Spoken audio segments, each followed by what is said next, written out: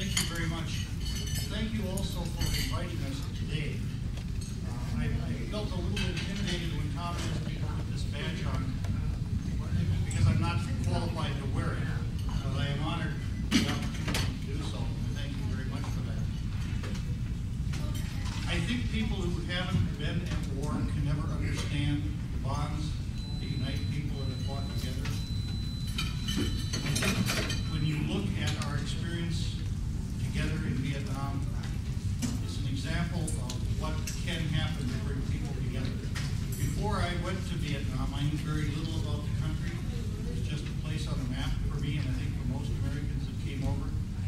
I was with the 101st Airborne Division, which fought largely in my time in I Corps, which for us meant from Hue to the A Shau Valley to Khe Sanh. And that was the area we were most familiar with. We worked with the 1st Infantry Division of the Arvin Army and Rangers in the Airborne, and came away with very great amount of respect for those people.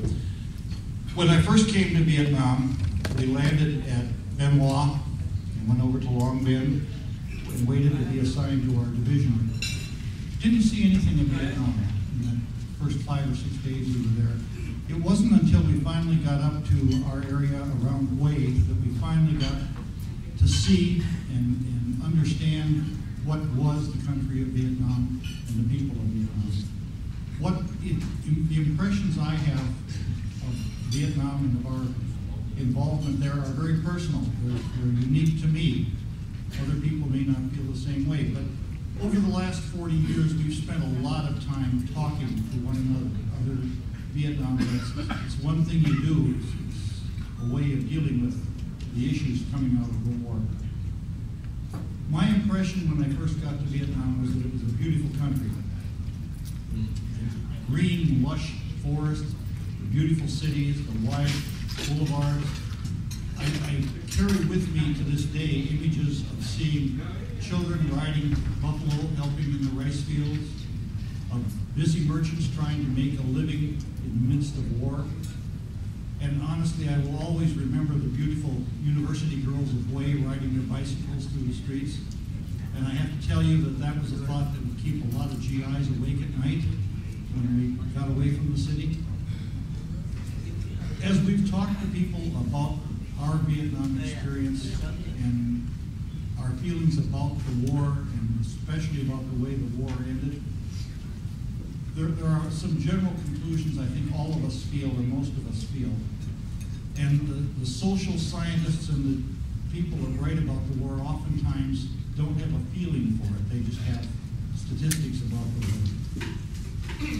Most of us came away from the war believing that we had not lost the war, and believing that the Army of the Republic of Vietnam had not lost the war. The war was lost back here.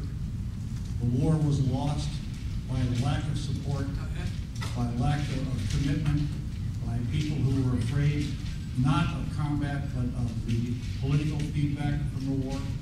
And we all came away from that feeling a little betrayed by our own government, which did not understand what we were doing.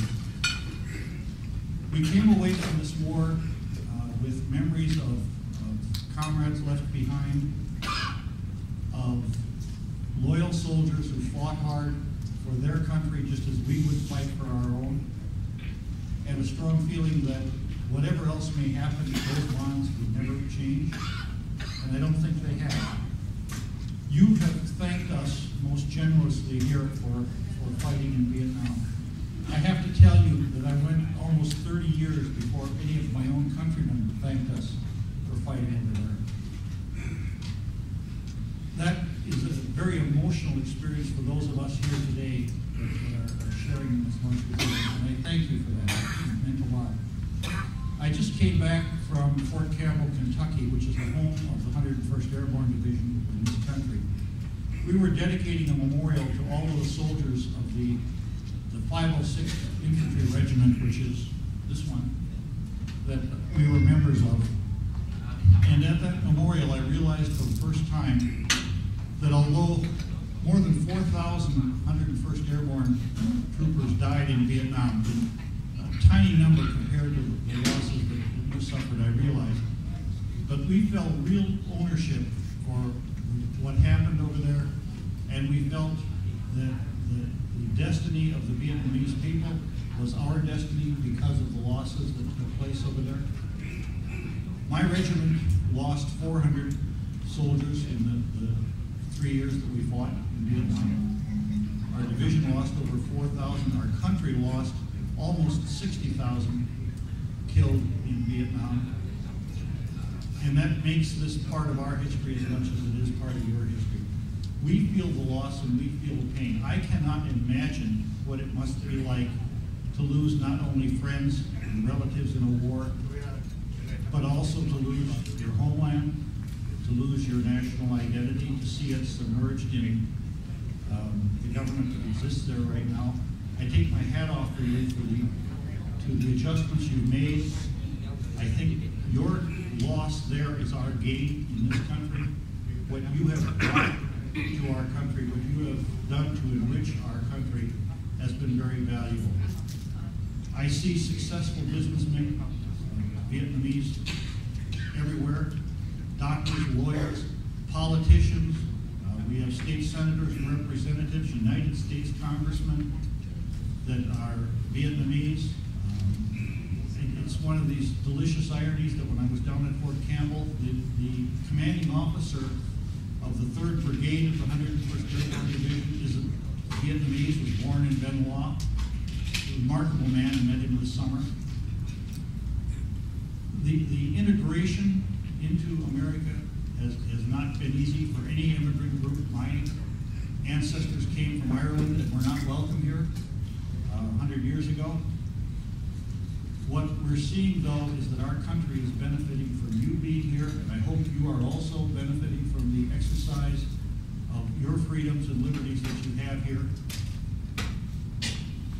We've moved away, I think, from our past. We can't live in the past.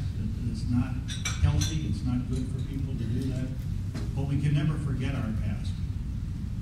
I was telling my friends at the table, we had two Vietnamese scouts that fought with us. Their names were Leomon and Son. They were brave, they were young, they chose to fight on the side of democracy. And the thought that those men, those fine young men, as brave as they were left behind when we left, still tears at us. And we will never forget that. I have not gone back to Vietnam. I'm not sure I'm ready to, but a number of my friends have, and gone back to the areas where we fought and gone back and sought out the areas that we knew so well back then. I have a young man that worked with me in state government in Minnesota who was born in Da Nang, and he, when he was 4 years old, made a very perilous trip across the South China Sea by boat and found his way to Minnesota 20 years ago, 25 years ago. And he has gradually been working to bring the rest of his family over here. Well, now he's going back to Vietnam in January or February to see his grandparents who were too old to make the trip. And to me, that signifies both this dedication to our history and our past, as well as the willingness to move forward. I think that's an incredibly strong statement. I think it's a testimony to the resilience of the Vietnamese people, that they have survived so much and continue to move on. And I'm so happy that you're moving on with us here in Vietnam. I thank you again for inviting me. It's been a very moving experience for me. I hope that your presence here is an indication also of the support you have for our government. We need your strength in our government. And I speak as a man who has served the government of Minnesota for 40 years. Thank you for being here, and thank you for inviting me today.